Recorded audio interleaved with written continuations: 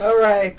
Hi, this is Emma Knows Money, and you're here with Emma Foulkes and superstar insurance agent Erica Ramsey of the Rhodes Group. Welcome. Thank you, Emma. It's E squared in here, Emma. Erica. Oh wow, E squared. Yes, we were actually. It's so E squared. We were wearing the same color, shirt. the same color shirt. So I just happened to have one of my son's All-American shirts in my car that I had to throw on. So I'm not totally cash, but didn't want us looking like the true E squared. Right, right. So Erica, why don't you tell us a little bit about you, who you are, what you do, and a little bit about the Rhodes Group.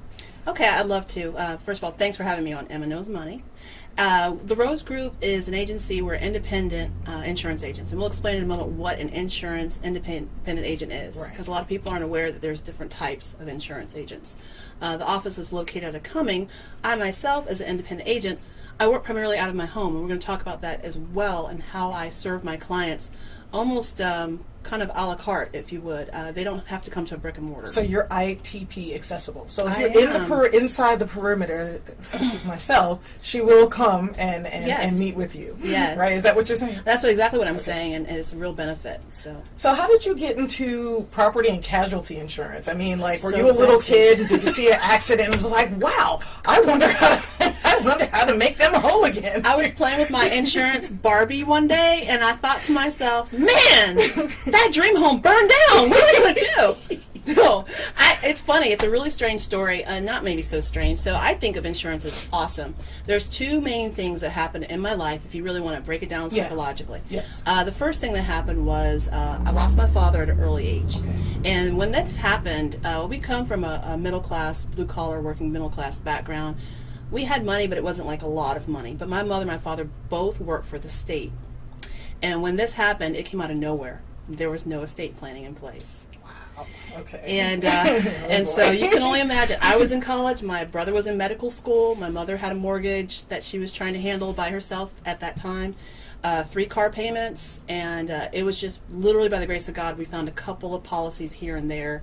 And also a couple of folks that helped us through the process. Okay. So that was pretty, I was in the middle of all of that, and I felt that very keenly, and it actually caused some things to happen for years to come. Okay. So, but there's a happy ending to the story, because now my mother's happily remarried, living La Vida Loca in Louisiana. Shout out to moms.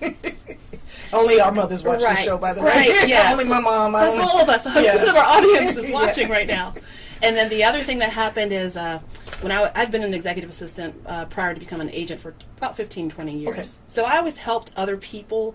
I was the right arm of any CFO, CMO, CEO, or president of a company. Okay. And my job was to keep the show running.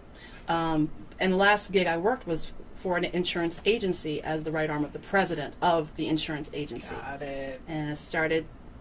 Got it. The wheels started turning. So, you mentioned blue collar, and I really try to tell people what to look forward to in the future, because the world is changing so much. Yes. And a lot of the jobs that were there in the 20th century, as we go into the 21st century, where do you see this career fitting? Where do you see the insurance agent? How do you see that morphing and moving forward with technology and everything else? I think that there's going to be a bigger emphasis on an insurance agent or advisor, as sometimes people call themselves. Okay. And the reason being is, as technological advances happen, there's some really cool things that are happening right now that we'll talk about. Right. But as it becomes more and more tech-oriented, the human element's being lost. And then you're also not necessarily sure of how well you're being covered.